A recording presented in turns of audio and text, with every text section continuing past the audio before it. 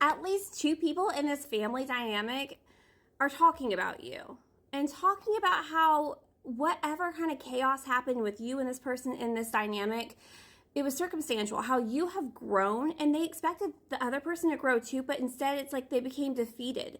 There was something about you that really brought this person out of their shell in ways that they never have seen them come out of their shell ever before. A very shallow energy, very like money obsessed, very prideful, very egotistical, but you made this person believe in beauty in a different way. That maybe the way that they've always thought that this beautiful idea was in their head for whatever reason, how shallow it was. And this connection was a lot more depth. Anyways, these family members are talking about you. And the big secret here, the big reveal is that it's you. It's always been you.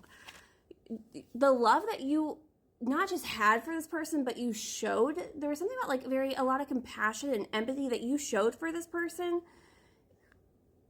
For before whatever that chaotic nonsense childish shit that happened, that took the limelight.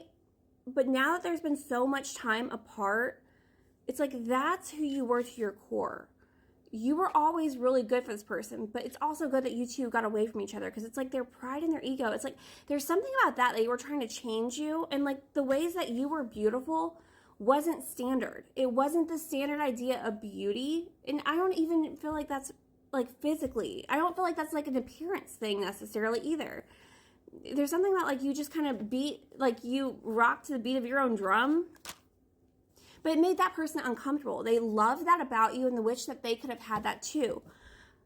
But this childish energy, it wasn't just with you, it was with them too. The separation was needed. Otherwise, you would have, like, I don't know, there's like this fear. Like, and it's not even the fear from that family, from you, from everyone, like from the universe, that if you would have stayed in that, like the love that you had for them, it could have overpowered your authenticity. And then that wouldn't have been good for anyone, because there's something very special about you. And it's like this big reveal where they're talking about it. These two people are talking about it. And how incredibly beautiful you are. Like, it's just, you were always exactly who you said that you were. Empathy. Empath and a narcissist. Being charmed or used enable boundaries. Girl with a snake. Okay. Okay, I feel like when you got into a connection with this person, this family thought that you were going to be the thing that was going to end out their shallow whatever. And I feel like there's a lot of like depression there too. A lot of sadness, a lot of like, they knew that they were living in a life that they didn't want for them and they didn't want for themselves. And you were like, oh my gosh, if you can feel that and you give this love to them, this empathy and this love and this care, then maybe you can end out this cycle for them. But then they saw like you started, that narcissism, like it started getting into your head. Instead of you changing them for the better, they started changing you for the worse. So thank goodness you two got away from each other. But they thought that they would grow out of this, that they would like look back and be like, that was something so special and beautiful. But instead, it's like the more that you came into a power, the more that you got back to you, it just made them feel not up to the standard. And the family, it's not so much that the family's talking about like this person in their family or the people that they call in. It's like you were just going to change things. Like you were the change that they asked for you. Like you were the thing that they asked for. They asked the universe for it and you showed up. And there's something about them watching you now and being so incredibly proud of you, and then still being like, why are you, person in our family, not rising to the occasion? It's because they don't feel like they could meet you there. Heart with a key, welcoming love, meeting the one, open your heart, getting together. Perfect. I feel like this family's being messy about trying to bring you two back together too. They know better than to talk about you? What's that about? They're talking about how to bring you two back together, but they know better than to talk about you, man, this person has a defense up against you. And it's not just because, like, there's this over that. It's like you did kind of open up their heart space. They don't feel like they could meet you at where you are. The rise of that. So how do we get these two together? Because I feel like if they got you two together in the same room, I don't know if these people are planning on like napping both of you and putting you in a room and sitting you down and being like, figure this out.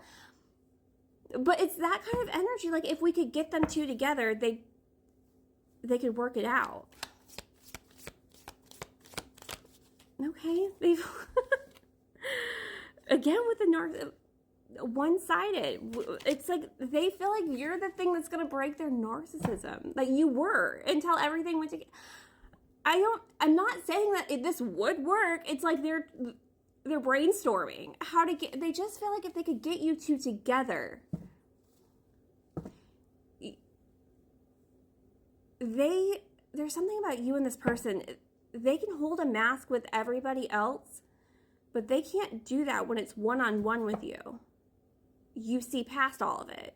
You know them to the core. You know like who they really are.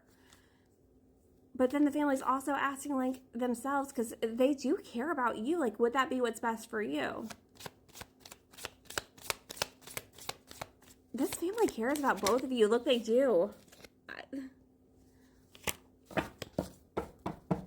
Not dealing with it. They said that even if we put you two in a room together, like, that's the thing though. Like, it would be crossing boundaries. Because you two have a boundary up against each other for rightfully so. I mean, obviously, rightfully so. But they've been avoiding this conversation, and that's the thing, though. It's like they know they're brainstorming that they got you two together, just you two. It's like that anger would subside. There's some kind of anger with both of you. It would subside. You could actually get to the truth of it all, down to the bottom of it. Codependent energy. That you two would have a conversation about how codependent you two were. It just feels like they feel like they know you so well, and they know the person in their family so well. And they just really... I don't, make sure you go places with another person, because I do feel like there's some kind of messiness about trying to get you two together. We're going to go to part 3 and see like what exactly they're planning there.